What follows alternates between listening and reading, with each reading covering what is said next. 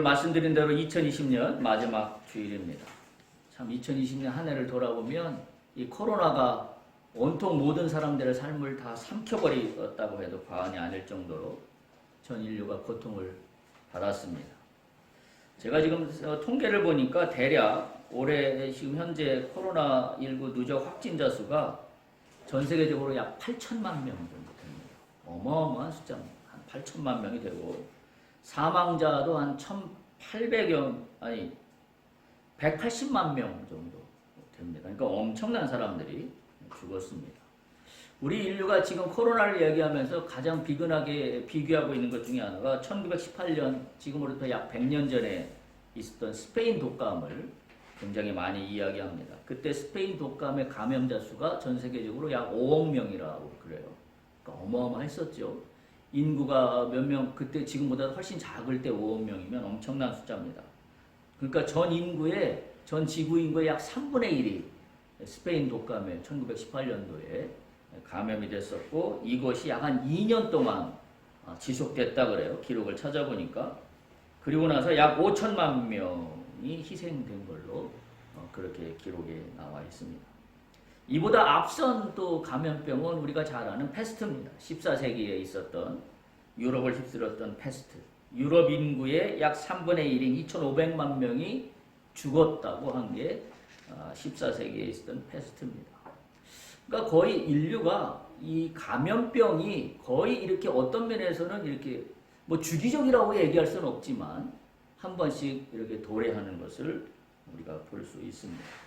근데 스페인 독감이 거의 큰 문제가 사라지기까지 2년이 걸렸는데, 지금 오늘날 가만히 보세요. 지금 이 코로나19도 지금 1년이 지났지만 도무지 감감무소식이고 오히려 더 확산되는 3차 대유행을 전 세계가 걱정하고, 이제는 뭐 변종 바이러스가 또 많이 생겨서 정말 어찌할 바를 모르는 걸로 보면, 이제 2021년도에 백신이 보급되고 뭐 치료제가 나와서 한다 할지라도 2020년, 21년도 다 지나지도 않아서, 그러니까 한 22년 정도는 돼야 아마 전 세계 인류가 백신을 어느 정도 맞아서 소위 집단 면역 수준에 들어갈 수 있지 않을까. 그렇다고 본다면 보통 우리가 이 코로나가 발병한 지 가깝게는 2년 아니면 3년은 지나야 이 문제가 해결된다고 한다면, 과거 14세기나 또는 가깝게는 1918년도에 있던 그와 같은 감염병 시대에 2, 3년이 경과했던 것과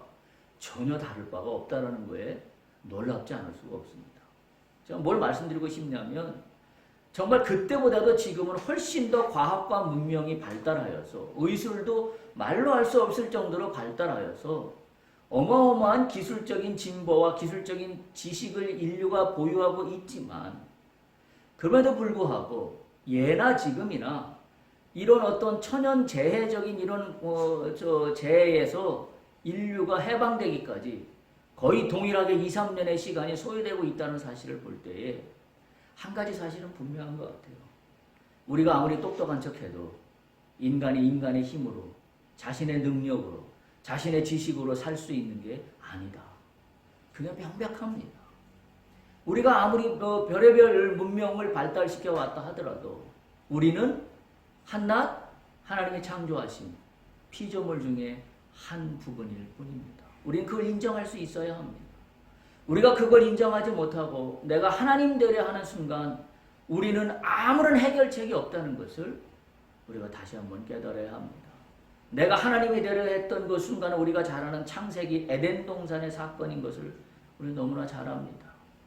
에덴 동산의 그 사건, 내가 하나님이 되려고 했던 그 사건, 그 아담과 하와의 선택으로 말미암아서 온 인류는 죄 가운데 빠져 있을 수밖에 없는 그와 같은 연약한 존재로 바뀌었다는 사실을 우리가 기억한다면, 우리가 아무리 최고의 발달되어 있는 물질 문명 속에서 산다 할지라도 내가 내 힘으로 사는 것이 아니다. 내가 내 힘만으로 살 수 있는 것도 아니다. 내 지식, 내 실력, 내 능력, 그게 얼마나 한계에 부딪혀 있는 것인가라는 것을 우리가 정말 절실하게 깨달아야 합니다. 그래서 우리는 어떻게 할 수밖에 없어요? 주님 앞에 무릎을 꿇을 수밖에 없습니다. 나를 창조하신 그분께 무릎을 꿇고, 주님, 나를 도와줬어요. 당신이 나를 도와주시지 않으면 나는 한순간도 살 수 없는 이 약한 존재입니다. 이 고백을 우리가 할 수밖에 없는, 그걸 깨닫는 이 시간이 오늘 2020년 시간이 아니었나 그렇게 생각을 합니다. 인간의 한계가 얼마나 큰가. 우리가 지금 슬기로운 광야 생활이라는 시리즈 말씀을 이어가고 있습니다만은 우리가 광야 생활이라는 것도 한편으로 보면 뭐냐면 인간이 처할 수밖에 없는 한계 상황입니다. 광야는 한계 상황이에요. 누구에게나 광야는 있습니다. 그 광야의 한계 상황을 내 힘으로 뛰어넘을 수 없다라는 사실이에요. 내 힘만 가지고 나의 한계, 나의 광야의 문제를 내 스스로 해결할 수 없다라는 걸 우리는 고백할 수밖에 없어요. 그걸 인정할 수밖에 없습니다. 그래서 우리가 지금 시리즈로 하고 있는 게 그럼 내 한계를 인정할 수가 없던 이와 같은 광야에서 난 어떻게 이 광야를 슬기롭게 지나갈 수 있을까? 라고 하는 것이 지금 우리가 하고 있는 슬기로운 광야 생활이라는 주제의 민수기 본문의 말씀이다라고 이야기할 수 있습니다.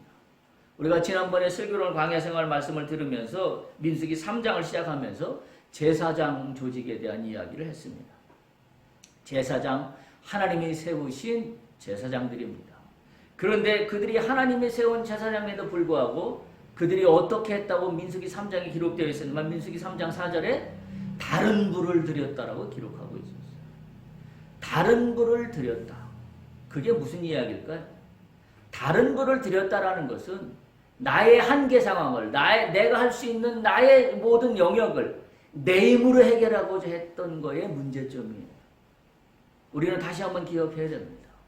나의 문제점은 내가 스스로 해결할 수 없다. 내가 스스로 해결할 수 없는 한계의 직면에 있음을 내가 인정하는 것. 그게 신앙의 출발이에요. 그게 하나님을 만나는 출발점입니다. 나의 문제를 내 스스로 해결할 수 있다고 여기는 한 나는 하나님을 만날 수 없습니다. 왜? 거기에는 하나님이 보이지 않기 때문입니다. 나의 능력과 나의 지식과 나의 판단만 앞서기 때문에 그렇습니다.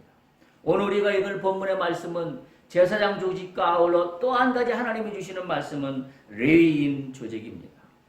이 제사장과 레위인은 어떤 면에서는 동일한 임무를 맡고 있는 사람들입니다. 다 어디에 포함되어 있는 임무를 맡고 있냐면 제단과 성막과 관련된 임무를 맡고 있는 사람들입니다. 더 구체적으로 얘기하면 제사장은 제단에서 하나님을 섬기는 사역을 직접적으로 맡은 사람이 제사장이라면 레위인들은 성막과 관련된 전반적인 모든 문제들을 관리하고 사역하는 일을 부여받은 사람들이 레위인입니다.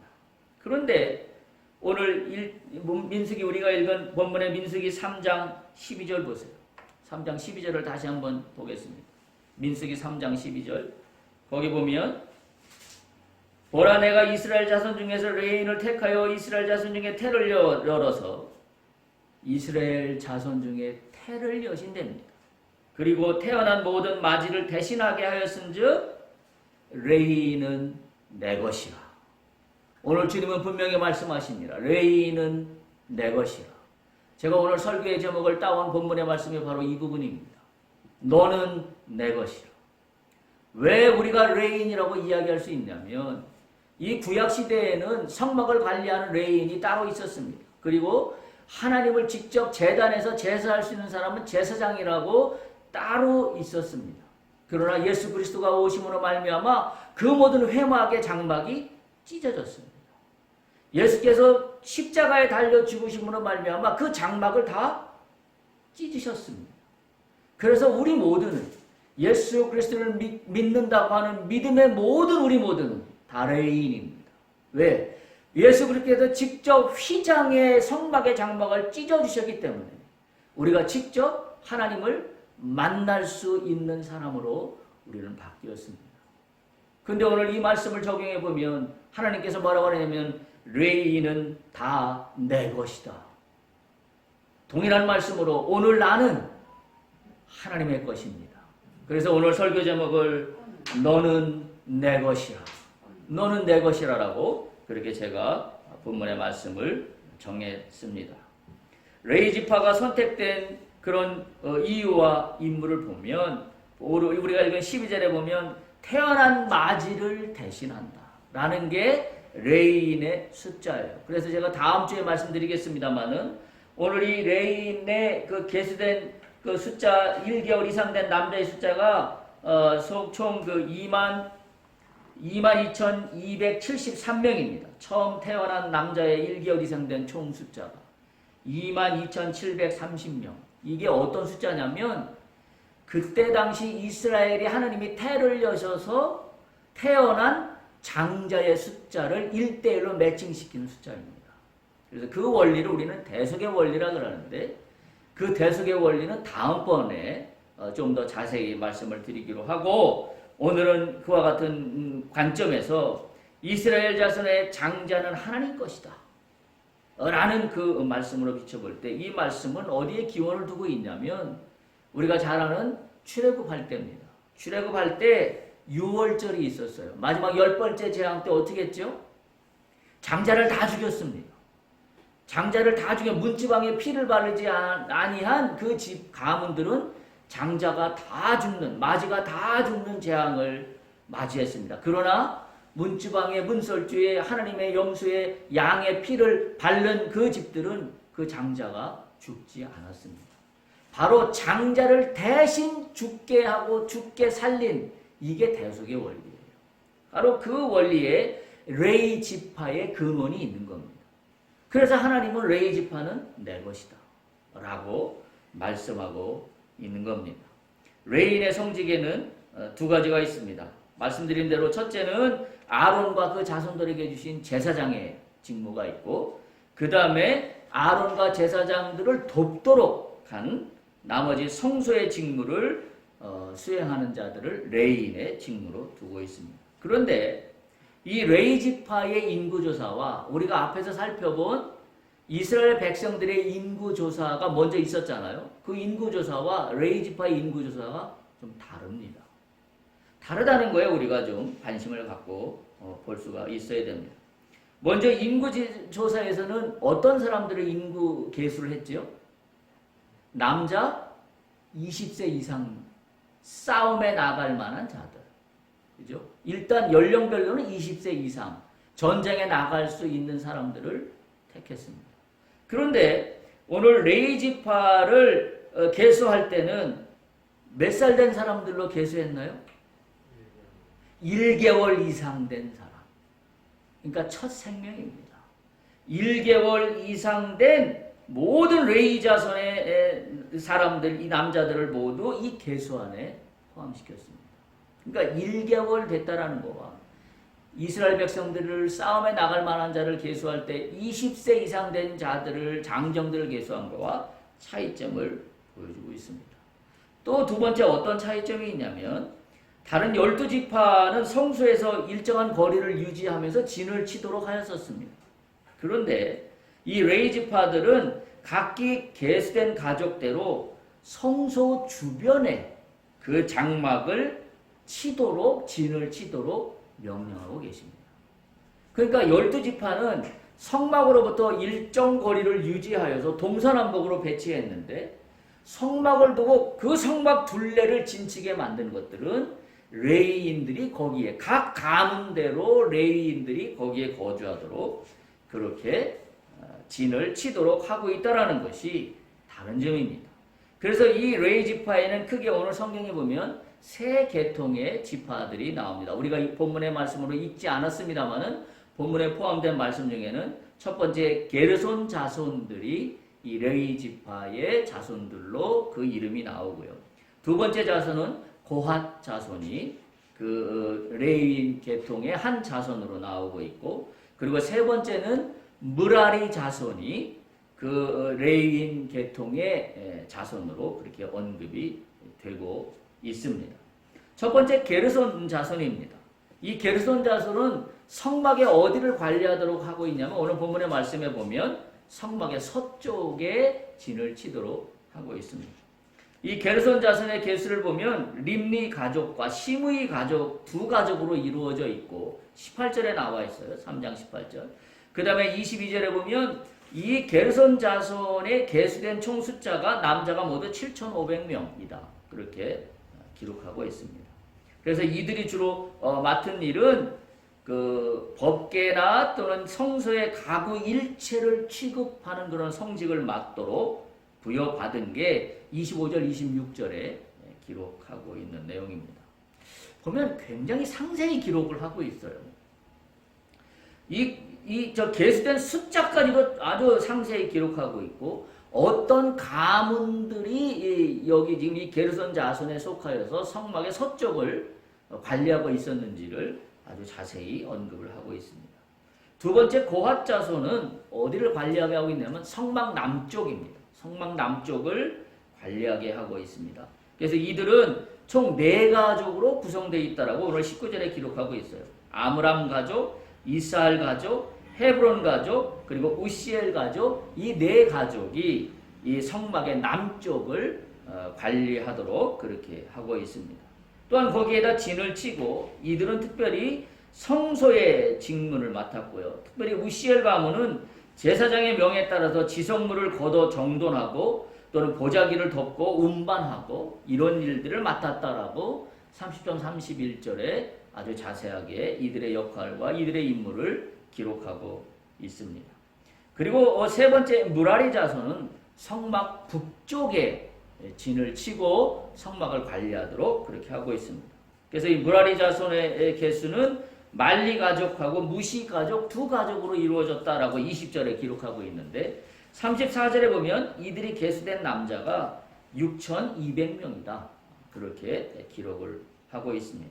그래서 성막 북편에 수리에게 족장이 되어서 진을 치고 거하게 했고, 이들은 성막을 거두어 진행할 때와 그것을 다시 세울 때, 그리고 성물 이런 거에 대한 책임을 지도록 이 무라리 자손에게 이들의 임무를 부여하셨습니다. 이 이야기가 36중 37절에 나와 있습니다. 그러니까 레인 자손들이 서쪽, 남쪽, 북쪽 이렇게 되어 있습니다. 그리고 동쪽에는 누구를 뒀냐면 제사장들을 뒀습니다. 성소의 동쪽에는. 그래서 이 제사장은 성직을 감독하는 관리자로서, 그러니까 레위인 자손 서쪽, 남쪽, 북쪽에 있는 세 지파의 레위인 자손들을 감독하면서 성소를 잘 보존 관리할 수 있도록, 하나님께 예배드리는 데에 최선을 다할 수 있도록 하는 그 임무를 제사장들이 부여받았고, 이 제사장은 바로 아론의 자손들이죠. 특별히 아들 엘리야살로 하여금 이 중요한 이 직책을 맡아서 관리하도록 그렇게 하고 있습니다. 무엇을 말하고 있을까요? 서쪽, 남쪽, 북쪽의 레인들 지파별로 배치를 해서 각각의 해야 될 성막에 관리하는 일들을 구별해 주시고, 그리고 동쪽은 제사장 아론의 자손들이 거기에 진을 치고 관리하도록 살도록 하면서 이 레인 자손들을 잘 관리하고 지휘 감독하도록 그렇게 배치를 하고 있습니다. 한마디로 뭐냐면 질서의 하나님이십니다. 우리가 하나님 앞에 나간다고 하는 것은 질서예요. 무질서한 게 아닙니다. 그냥 그러니까 여기서 질서라는 거에는 어떤 게 포함되어 있는지 아십니까? 다시 말하면 이스라엘 백성 전체가 성막에 대해서 다 들어오거나 관리하도록 하고 있지 않아요. 성막에 들어올 수 있는 사람들은 누구예요? 레위인들 뿐입니다. 그리고 특별히 성막 안에서도 성소의 제단을 관리할 수 있는 사람들은 또 제사장 가문뿐입니다. 질서예요. 이건 뭘까요? 하나님께서 차별하신 건가요? 아니에요. 질서라는 걸 우리가 기억해야 되는데, 이 질서를 떠올리면서 우리가 기억해야 될 것은 이런 질서입니다. 하나님의 영역과 내가 해야 되는 영역이 구별되어 있다. 오늘날 우리 크리스찬들의 문제는 뭐예요? 하나님의 자리에 내가 올라가려고 그럽니다. 그게 뭐예요? 아까 초소대에 말씀드린, 우리는 감염병이라는 이 절대절명의 이 위기의 순간에 우리는 뭐예요? 인간들의 지혜와 지식으로 이 문제를 해결해 보려고 그러지만 그게 한계가 있어요. 다시 말하면 하나님을 무시하고 내 힘만으로 무엇인가를 이뤄보려고 하는 거, 그게 뭐예요? 내 영역이 아닌 하나님의 영역으로 내가 침범하는 거예요. 우리가 치료제와 백신은 개발하되 주안점을 둬야 될 건 뭐예요? 이 모든 걸 통치하고 이 모든 걸 가능하게 하시는 분은 하나님이십니다. 따라서 이 감염병을 물리칠 수 있는 것도, 이 감염병의 문제를 해결할 수 있는 것도 하나님이십니다. 다만 주께서 나를 도우셔서 나에게 지혜를 주셔서 나에게 지식을 주셔서 치료제와 백신을 개발한다면 그걸 잘 개발할 수 있는 그와 같은 힘을 주께서 저에게 부여해 주시옵소서. 우리 최근에 2020년도에 우리나라에 가장 고생하고 힘든 사람들이 있다면 의료진들일 거예요. 의사 선생님들과 간호사 선생님들이 참으로 일선에서 가장 많은 고생을 하는데, 간호사나 의사 선생님들 중에 많은 크리스찬들이 있습니다. 그 많은 크리스찬들이 자신의 의술로 환자들을 돌보고 병자들을 고치고 수술을 하고 하지만, 많은 크리스찬들이 수술을 집도하기 전에 기도를 합니다. 뭐라고 기도하냐면, 하나님, 내가 갖고 있는 지식과 내가 갖고 있는 의술로 환자를 돌보지만 이게 전부가 아닌 것을 내가 압니다. 내가 갖고 있는 지식과 의술이 전부가 아닌 것을 내가 알기 때문에 나는 부족하고 미약한 나의 의술로 나에게 맡겨진 환자를 돌보지만 하나님이 지금 여기에 함께 하셔서 내 의술을 집도하는 내 손끝에 함께 하셔서 내가 돌보는 환자에게 하나님의 빛이 임하게 하시옵소서. 이게 하나님의 영역과 내 영역을 구별하여서 내가 주 앞에 무릎을 꿇는 질서입니다. 우리가 이 질서를 잊어버릴 때 질서가 깨져버려요. 그러면 신앙의 영역과 내 삶의 영역 모든 것들이 다 흐트러져 버리고 맙니다. 여러분, 우리가 많은 그리스도인들이 또는 믿는 자라고 하는 사람들이 사회적으로 뉴스의 보도에 너무나 많이 나오는 걸 볼 때마다 마음이 아픕니다. 특별히 목회자들도 예외가 아니에요. 요즘 우리 사회에 아주 핫 이슈죠. 성폭력 문제라든지 또는 인격모독 문제라든지 갑질의 문제라든지, 사실은 교회도 예외가 아니고 목회자들도 예외가 아니고 따라서 우리 모든 믿는 성도들도 예외가 아닙니다. 왜 그런 문제가 나오나요?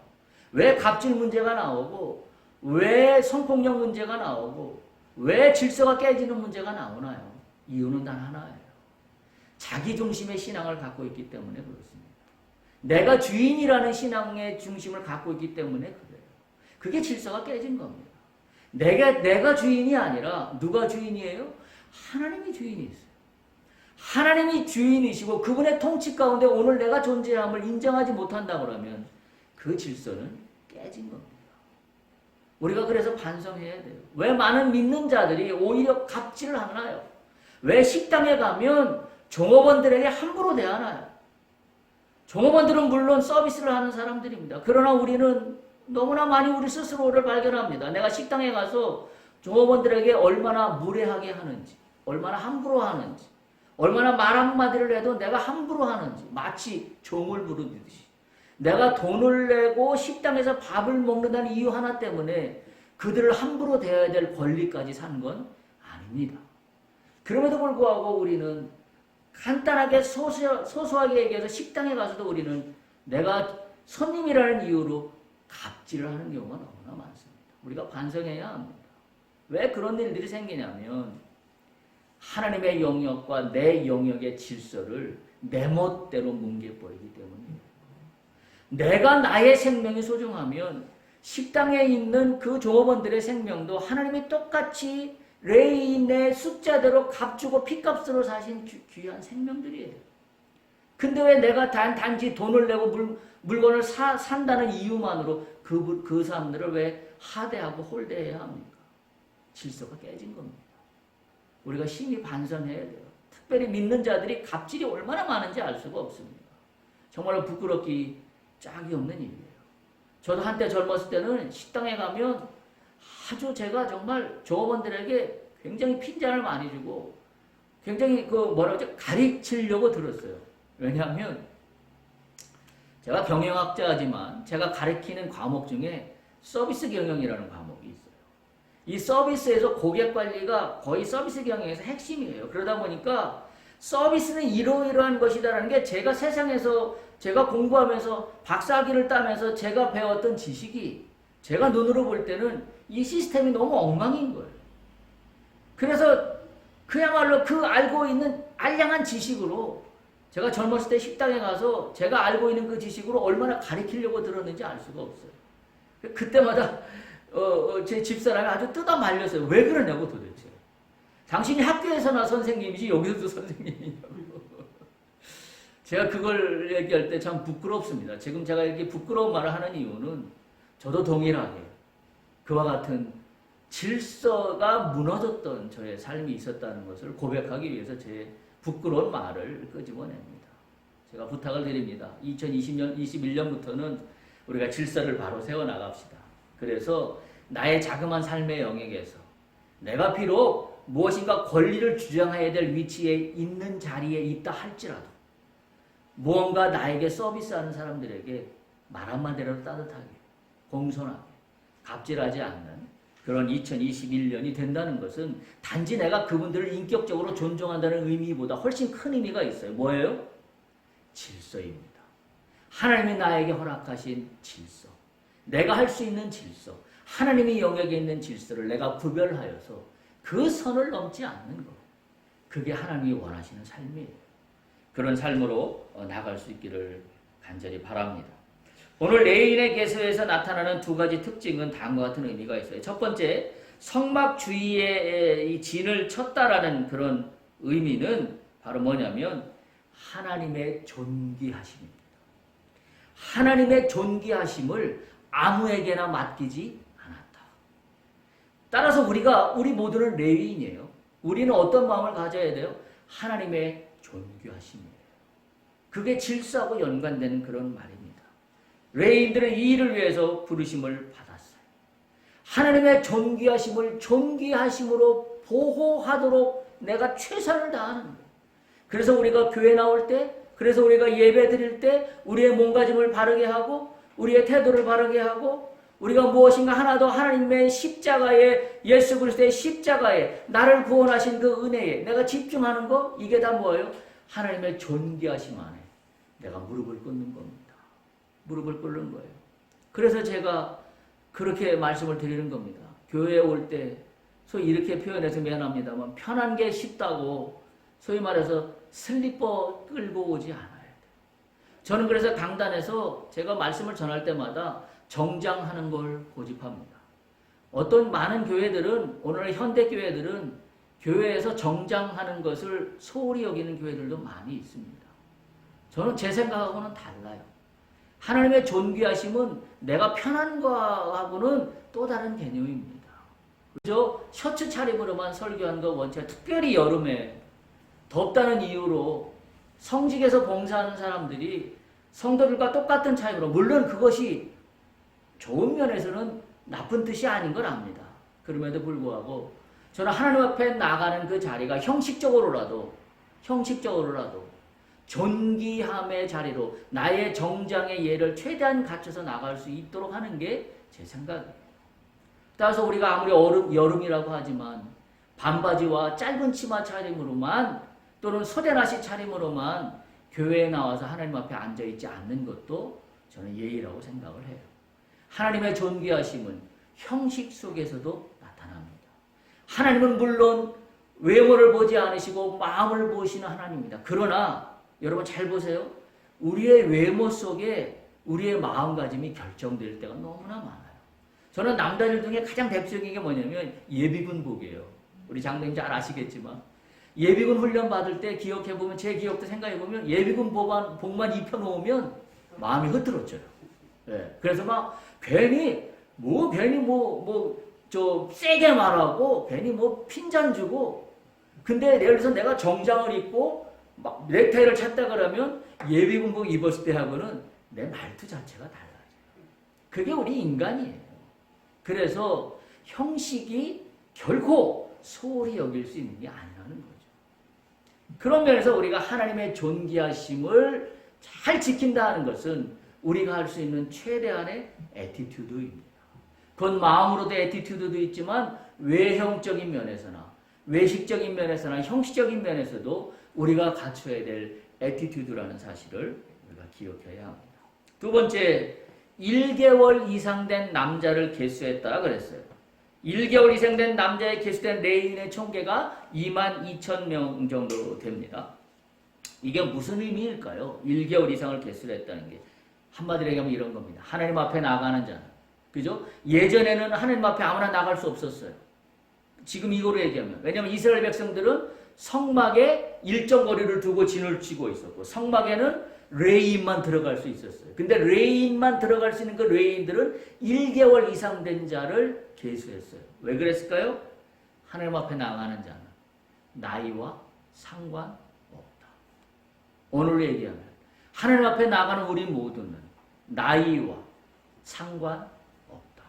하나님 앞에 나가는 우리 모두는 그 사람의 신분과 출신 성분과 상관없다. 우리가 인간들이 내세우는 그 어떤 조건과도 아무런 상관없다. 라는 것이 이 성막 안에 들어와서 하나님을 만날 수 있게 하는 사람들의 1개월 이상 계수한 의미입니다. 다시 말하면 오늘 말로 말하면 이런 겁니다. 인간의 어떤 조건 때문에 하나님 앞에 나가는 우열이 결정될 수 없다. 모두는 하나님 앞에 동등하다. 어떤 동등함이에요? 하나님이 창조하신 한 사람 한 사람입니다. 그 한 사람 한 사람을 오늘 하나님 뭐라고 그러세요? 너는 내 것이다. 너는 내 것이다. 잘 기억하세요? 나는 하나님 것입니다. 오늘 하나님이 우리 모두에게 그렇게 말씀하세요. 너는 내 것이다. 얼마나 감사한 일인지 알 수가 없습니다. 너는 내 것이다. 그래서 나는 존귀한 사람입니다. 하나님이 내 것이라고 인정해 주신 나는 존귀한 사람입니다. 이 하나님이 내 것이라고 하는 이 어떤 조건도 소용이 없다라는 말은 뭐냐면 한 가지 핵심이 있어요. 그 핵심이 뭐냐면 생명입니다. 생명이에요.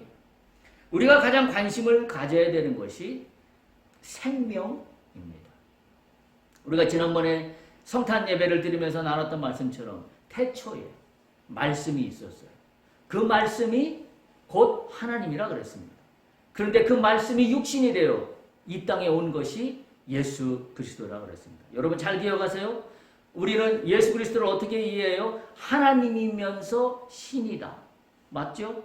그래서 어떤 사람들은 이렇게 착각합니다. 예수님은 50%는 하나님이고 50%는 사람이다. 맞습니까? 틀립니까? 틀립니다. 예수님은 100% 하나님이시며 동시에 100% 인간입니다. 그래서 우리가 이해하기가 쉽지 않아요. 왜냐하면 말씀은 하나님이시다 그랬잖아요.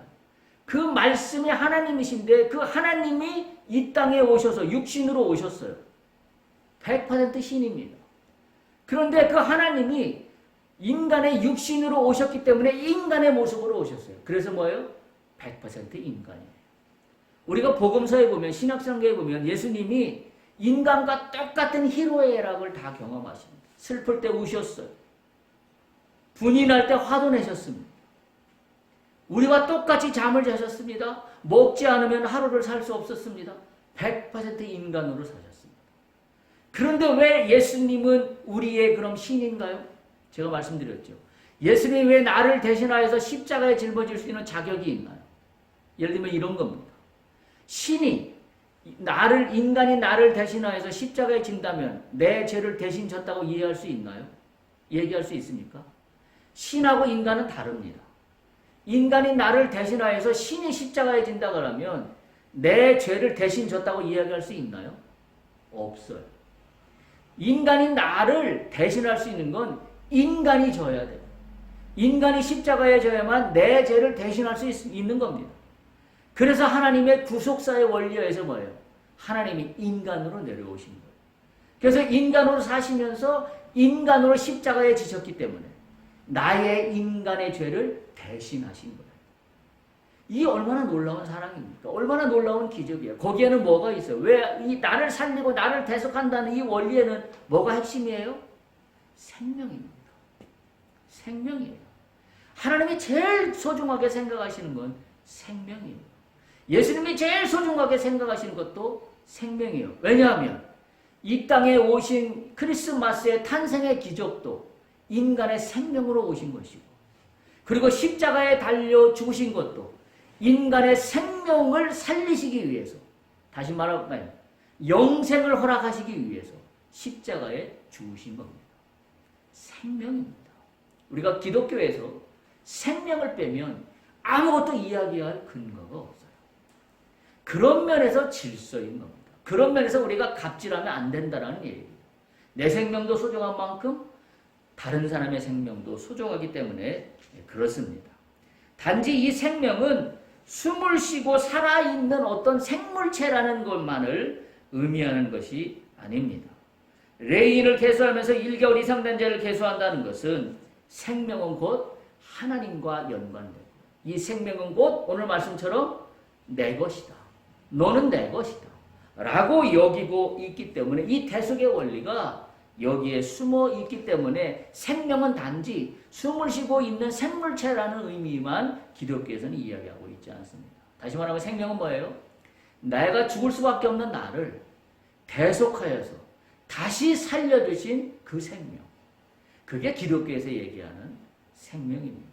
그래서 하나님은 그 생명을 뭐예요? 당신의 핏값으로 사셨기 때문에 그 생명을 너는 내 것이다 라고 이야기하고 있는 겁니다.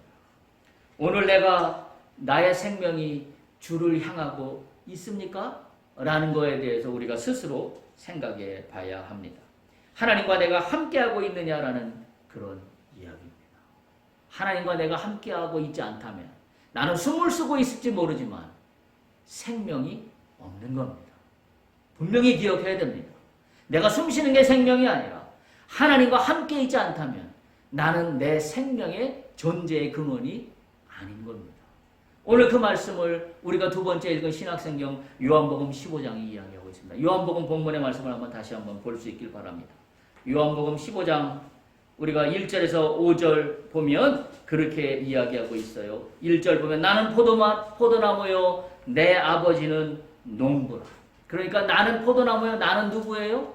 예수 그리스도는 포도나무예요.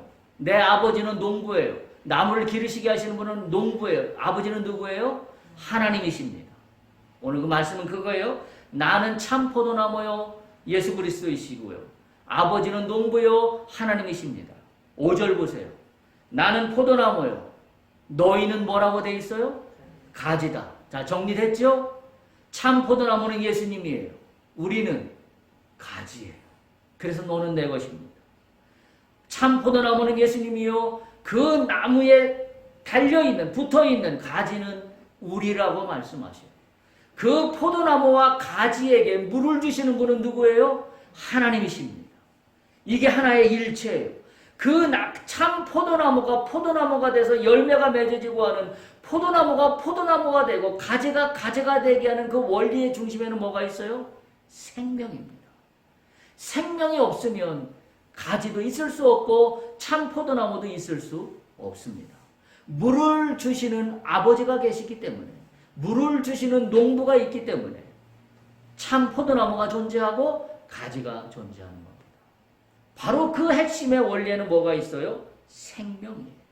생명입니다. 생명이 없어지면 뭐가 없어요? 열매도 없어요. 우리가 우리의 삶을 잘 돌아봐야 됩니다. 지난 2020년 한 해가 어땠습니까? 나에게 열매가 있었나요? 나에게 열매가 없었나요? 우리는 그 관점에서 나에게 하나님이 주시는 생명이, 그 생명의 생명수가 한 해 동안 내 속에서 끊이지 않고 용수름 쳐 나오는 샘물처럼 솟아나왔는지 라는 것을 우리가 돌아볼 수 있어야 합니다.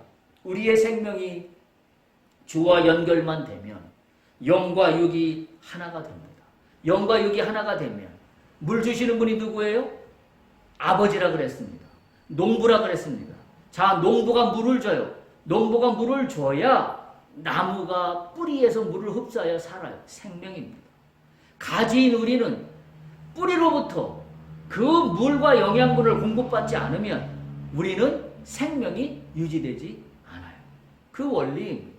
우리가 생명되고 내 가지가 열매를 맺는 것은 뿌리로부터 영양분과 물을 공급받을 때만 가능한 겁니다. 이거 다른 말 얘기하면 뭘까요? 물을 주시는 농부, 영양분을 주시는 농부인 하나님 아버지께서 물을 부어주세요. 물을 부어주신다는 건 단순한 물이 아니에요. 내가 주와 생명으로 붙어 있으면 하나님께서 물을 부어주신다는 것은 그분의 지혜와 그분의 지식과 그분의 능력을 부어주시는 거예요. 그러면 내가 그 생명으로 붙어 있으면 그분의 지혜와 그분의 지식과 그분의 능력이 누구에게 전달돼요? 가지인 나에게 전달됩니다. 그래서 열매를 맺게 됩니다. 할렐루야. 오늘 이 원리를 이야기하고 있는 것이 생명이에요. 그게 요한복음 15장 1절에서 5절에 이야기하고 있습니다. 우리가 그러나 분명히 봐야 될 말씀이 있어요. 만일 가지가 나무로부터 분리되어 떨어져 있으면 제거해버린다 그랬어요. 열매는 고사하고 꺾여져 나갑니다. 농부가 그렇잖아요. 농부가 죽은 가지는 꺾어버립니다. 꺾어버려야 다른 나무들이 살아요. 다른 가지들이 살아요. 이 원리는 우리가 세상을 살아가면서 너무나 잘 아는 원리입니다. 가지라고 똑같은 가지가 아닙니다. 죽은 가지가 있는 반면에 생명력 있는 가지가 있습니다. 여러분 모두가 생명력 있는 가지가 되기를 축복합니다. 생명력 있는 가지가 되어야 해요. 하나님의 주시는 지혜와 하나님의 주시는 지식과 하나님의 주시는 능력이 오늘 나에게 그대로 전해질 수 있는 가지가 되기를 간절히 축복합니다. 자, 그런데 가지라고 똑같은 가지가 아닌 이 이유가 뭘까요? 다시 말하면 줄기에 붙어 있는데도 불구하고 생명력이 없는 열매를 맺지 못하는 가지가 되는 원인이 무엇일까요? 그 원인을 오늘 본문은 15장 4절에 이렇게 이야기하고 있습니다. 그 원인이 뭘까요? 왜 가지가 나무에 붙어 있는데도 왜 열매를 맺지 못할까요? 오늘 4절에 그 답이 있어요. 내 안에 거하라, 나도 너희 안에 거하리라. 가지가 참나무 안에 거해야 해요. 근데 가지가 내 혼자 힘으로 살겠다라고 가지가 바둥거리면 나무 안에 속해 있지 않아요. 그게 원리입니다. 여러분, 우리는 가지예요. 내 가지가 가지인 내가 나무 없이 나 혼자 살아갈 수 있다고 바둥거리지 않아야 해요. 나 혼자의 능력만으로 살아갈 수 있다라고 여기지 않아야 해요. 나무에 붙어 있어야 됩니다. 내가 그 안에, 그가 내 안에 붙어 있을 때만 가지가 생명력이 전달되어 열매를 맺게 된다는 사실을 우리가 반드시 기억해야 합니다. 우리가 생명력이 있는 이유는 단 한 가지밖에 없어요. 어디예요? 주 앞에 붙어 있는 겁니다. 주님께 붙어 있는 겁니다. 할렐루야. 주님께 붙어 있을 때만 거룩하게 됩니다. 존귀하게 됩니다. 오늘 우리 민수기 본문의 말씀에서 레인으로 하여금 성막을 관리하게 했다는 얘기는 뭐예요? 주님의 존귀하심 안에 붙어 있을 때만 하나님 앞에 진정한 영광을 들어 올릴 수 있다는 사실입니다. 그 사실을 오늘 민수기 본문이 이야기하고 있습니다. 그 붙어 있는 근거는 다른 어떤 조건도 아니라 생명이라고 말씀드렸습니다. 생명의 주인은 누굽니까? 내 생명의 주인은 누구예요? 하나님이십니다. 내가 아닙니다. 그게 기독교인이에요. 내가 살아가는 이유는 내 힘으로 사는 게 아닙니다. 주님의 힘으로 살아가는 겁니다. 내 생명 다하기까지 주님 앞에 단단히 붙어 있기를 바랍니다. 2020년 올 한 해 나는 생명이신 주님께 붙어 있었습니까? 우리가 다시 한번 돌아볼 수 있는 시간이 되기를 바랍니다. 주님으로부터 매일매일 내가 그 생수를 공급받았습니까? 아니면 가지인 내가 내 힘으로 살아보겠다고 뿌리로부터의 생명수에 공급받는 걸 등한시하지는 않았습니까? 그러면서 왜 열매가 없냐고 투덜거리지는 않았습니까? 우리가 오늘 2020년 한 해를 마무리하면서 생명 있는 가지로서 다시 한번 거듭난 나의 삶을 희망하며 수망하며 돌아볼 수 있는 시간이 되기를 바랍니다. 할렐루야.